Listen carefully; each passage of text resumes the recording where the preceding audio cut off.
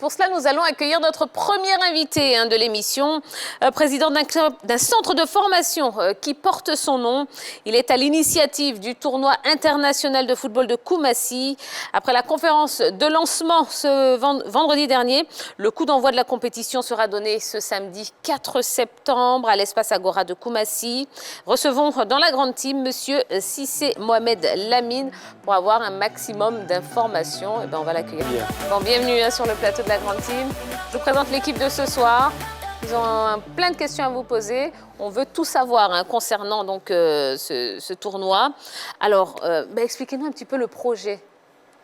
Et tout d'abord, c'est un projet sportif que j'avais depuis l'âge de, disons, 15 ans. Et d'abord, j'étais joueur et j'ai décidé d'initier ce tournoi dans le cadre d'aider mes jeunes frères. Et le thème clé de ce tournoi, c'est de lutter contre l'immigration clandestine qui, de nos jours, prend un peu de l'ampleur du côté du football. Et ça serait en présence des recruteurs venus de l'Europe et qui viennent détecter ces talents. D'accord. C'est un beau thème, en tout cas, oh, oui, c'est très beau qui thème. est vraiment d'actualité. Alors, quels sont les pays qui sont attendus? Le Nigeria, Oui. le Togo, le Niger. Nigeria, Togo, Niger, oui. J'ai envie de dire, à combien de centres de formation 8 équipes au total. 8 équipes au total Qui seront subdivisées en 2 poules, c'est-à-dire la poule A et la poule B. D'accord. On parle de centres de formation, donc on parle de compétition de jeunes. Ce sera quoi la limite d'âge pour participer Les à cette moins de compétition? 17 ans. Les moins de 17 ans. C'est les pays ou les centres de formation? Il y a des pays qui viennent, puisque le tournoi est dénommé TIFCA, qui signifie Tournoi international de football de Koumassi. Pourquoi, oui, allez-y, mais on va dire pourquoi le choix de ces pays-là que vous avez cités tout à l'heure? Et parce que, je prends d'abord le cas du Nigeria, le football il est développé, et le Niger et ensuite le Togo. Ce sont des académies qui font un peu la clé du football dans les différents pays.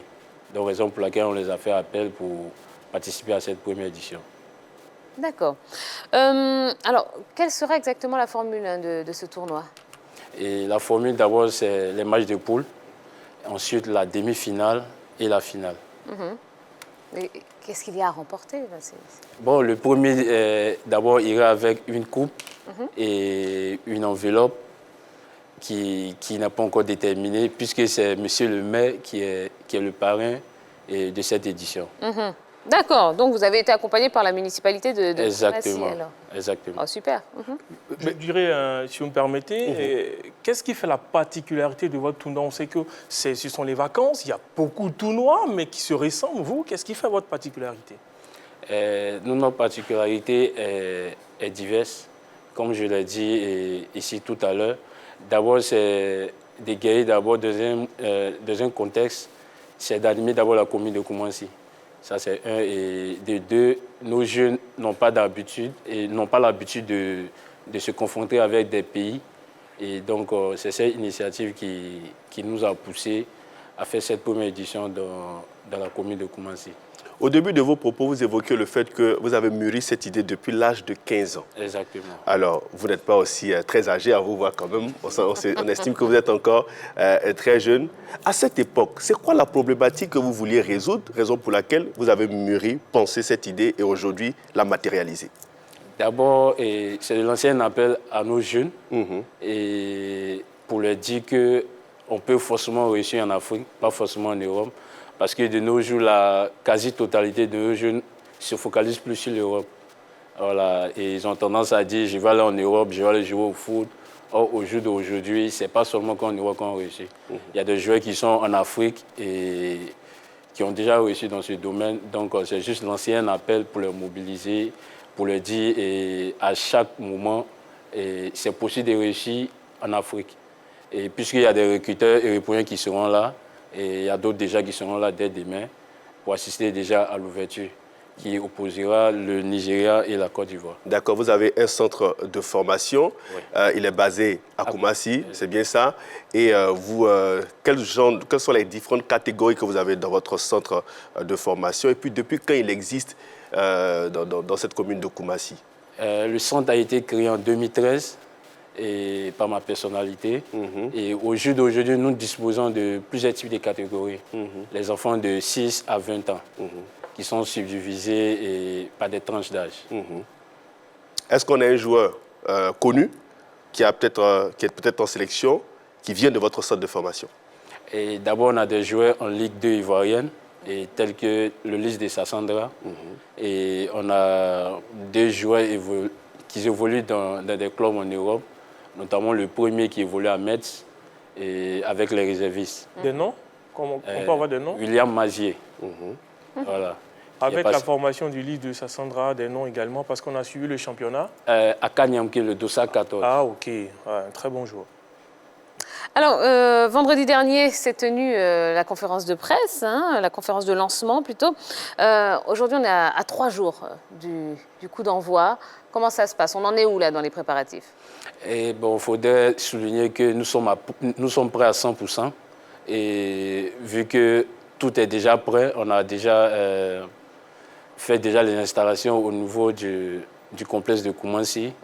Et la première équipe à arriver, c'est celle du Nigeria. Voilà, qui arrive déjà demain dès 14h. Ensuite, les autres pays vont suivre. Alors, vous invitez des pays étrangers.